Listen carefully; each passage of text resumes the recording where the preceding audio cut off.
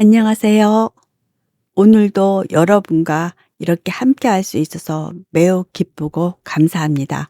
오늘의 나눌 말씀은 '왜 우리는 같은 생각에 갇히는가.'라는 주제로 한번 정해 봤습니다. 누구에게나 다 똑같은 아킬레스건은 있습니다. 어떤 사람은 멋내는 게 너무 좋은 거예요. 그러니까 왜 이렇게 믿음의 사람은 이러이러해야 돼.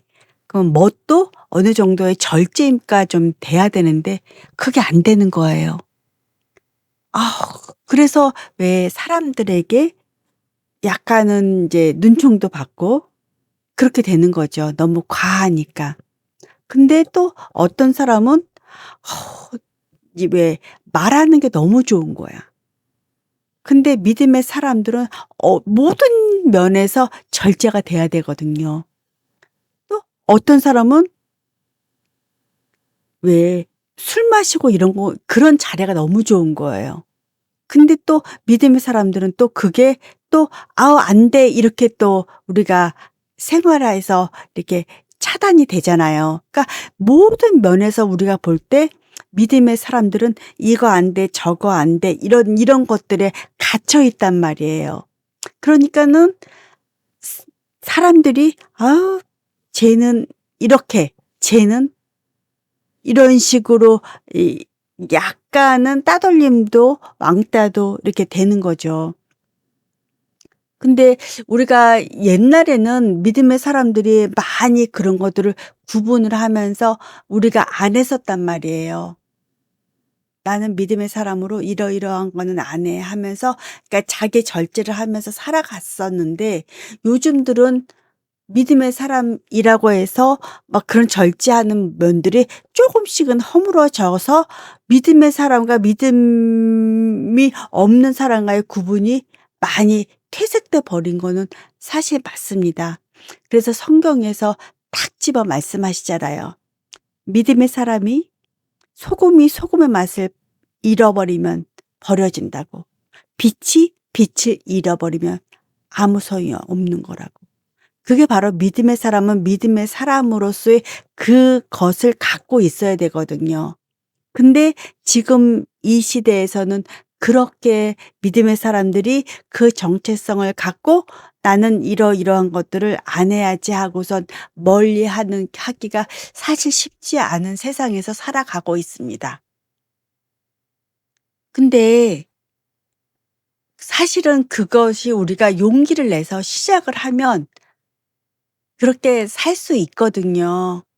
근데 그렇게 용기 내서 딱 시작하는 게 사실은 쉽지 않은 거일 뿐입니다. 그런 용기가 부족할 수도 있고 또 내가 이러이러한 부분을 내가 또 좋아할 수도 있고 그러니까 이런 부분들이 참 애매한 거죠.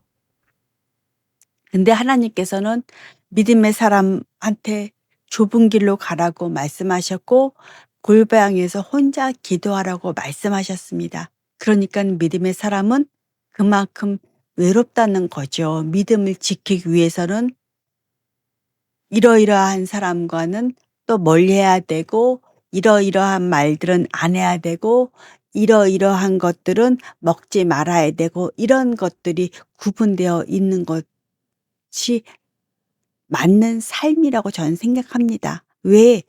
믿음의 사람들과 믿지 않은 사람들과 당연히 삶이 달라야 되니까 방식도 달라야죠. 그래서 사람들이 볼 때 '아 믿음의 사람들은 그래. 그 거짓말도 안 해. 속임수도 없어. 정직해. 성실해. 착해. 희생적이야.' 뭐 이런 식의 것들이 믿음의 사람들의 그런 얘기가 나와야 되는 게 맞는 거거든요. 근데 지금의 사람들이 "그런가요? 믿음의 사람들이 더해." 이런 얘기를 하는 사람들도 있잖아요. 그러니까 우리가 많이 되돌아보고 많이 생각하고 또 우리가 생활하면서 그런 내 자신에 대해서 내 스스로 고민도 해 봐야 되고 내 자신으로 '아 내가 이렇게 살지 못하는구나.'라고 내 자신을 대해서 내가 질책도 할 수 있어야 된다고 생각을 합니다.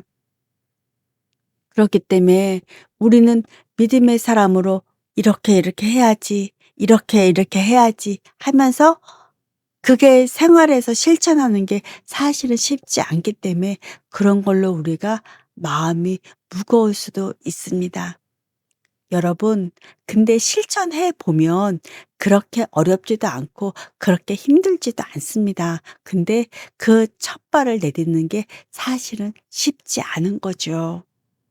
우리는 그래서 언제나 이렇게 얘기하는 얘기도 저는 요즘은 많이 듣습니다.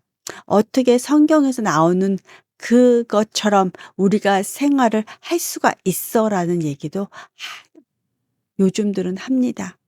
성경에서는 성경이지 이런 식으로 얘기를 하는 경우도 굉장히 많습니다. 그러니까 너무 마음이 아프죠. 하나님께서 예수님께서 또 성령님께서 굉장히 마음 아프게 우리들을 바라보고 계실 것입니다. 당연히 성경에 나오는 그 내용들은 진리입니다. 그렇기 때문에 우리는 그렇게 살아야 되는 것이 맞습니다. 하지만 여러분 풍습에 그거 규범에 그런 것들로 고민은 하지 마십시오. 우리는 성경에 나오는 내용으로 우리가 살아가는 거지 우리가 진짜 교회 다니는 그런 생활 풍습으로 쫓아가지는 마십시오. 그거는 생활 풍습일 뿐입니다. 우리는 성경에 나오는 대로 살아가야 하는 것입니다. 그러니깐 여러분, 여러분이 스스로가 성경의 말씀을 여러분의 생활 지침으로 삼으십시오. 그리고 성경을 읽으십시오. 그래서 그 성경이 내 안에서 뿌리내리게 하시고 그 성경으로 해서 내 삶의 방향을 잡을 수 있게 하십시오. 말씀에서 믿음이 나옵니다. 사탄은 눈으로 보는 걸로 유혹을 하지만 하나님께서는 말씀으로 우리를 믿음에 세우십니다. 그러니까는 이 사탄은 눈으로 하나님께서는 말씀, 귀로 우리를 세우십니다. 그러니까 여러분 눈으로 좋은 거, 눈으로 보암직한 거는 잊어버리시고 외면하고 하나님께서 하시는 말씀에 귀를 기울이셔야 됩니다. 말씀에 서야 합니다. 말씀이 내 삶의 주관이 돼서 말씀에서 내가 어떤 선택을 할까라고 고민할 때 말씀이 나를 쳐서 그 선택을 할 수 있도록 하셔야 되는 것입니다. 그래서 말씀이 나를 움직이게 하십시오. 그러니까 여러분, 여러분이 성경을 읽으시고 말씀에 쓰셔야 합니다. 믿음은 말씀에서 나온다고 성경에 나와 있습니다. 누가 이러이러하다라고 설교해 주는 걸로 그 믿음을 세우시면 안 됩니다. 꼭 성경의 말씀으로 여러분은 스스로 믿음을 쌓아가시고 믿음을 세우십시오.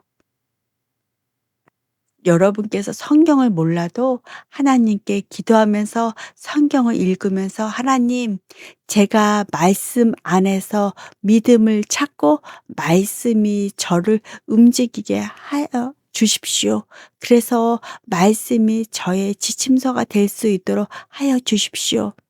영육 간에 분별할 수 있도록 하나님 하여 주십시오."라고 기도하신다면 하나님은 100% 여러분의 기도에 응답하셔서 하나님께서 여러분을 그렇게 말씀에 쓸 수 있도록 하나님께서 영안을 열어 주시고 영육간에 강건함을 주셔서 여러분을 이끌어 가 주실 것입니다. 우리가 할 수 있는 것은 없습니다. 믿음 또한 하나님께 기도하면서 성경을 읽어 나가다 보면 하나님께서 믿음에 힘을 주셔서 우리가 결단하고 나갈 수 있게 분명하게 해 주실 것입니다. 그러니까 여러분은 그런 사탄의 유혹에 갇히면 안 됩니다. 그것이 바로 생각입니다. 생각으로 사탄은 우리를 유혹하기 때문에 생각으로 갇히게 됩니다. 그러니까 여러분 생각에 갇히지 마시기를 간곡히 기원합니다. 여러분 말씀에서 성경 말씀에서 믿음을 찾으시기를 여러분께 간곡하게 말씀드립니다. 여러분 진리는 성경 말씀에 있음을 잊지 마시기를 바랍니다.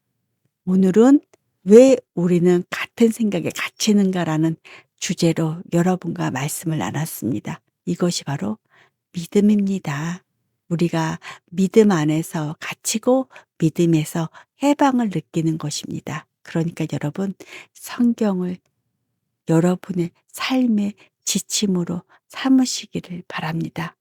오늘 같이 하여 주셨다면 여러분 다음에도 같이 하실 수 있도록 구독과 좋아요와 알림 설정을 꼭 하시고 나가셔서 다음에도 같이 하시기를 기원합니다. 여러분 감사합니다. 다음에 또 뵙겠습니다.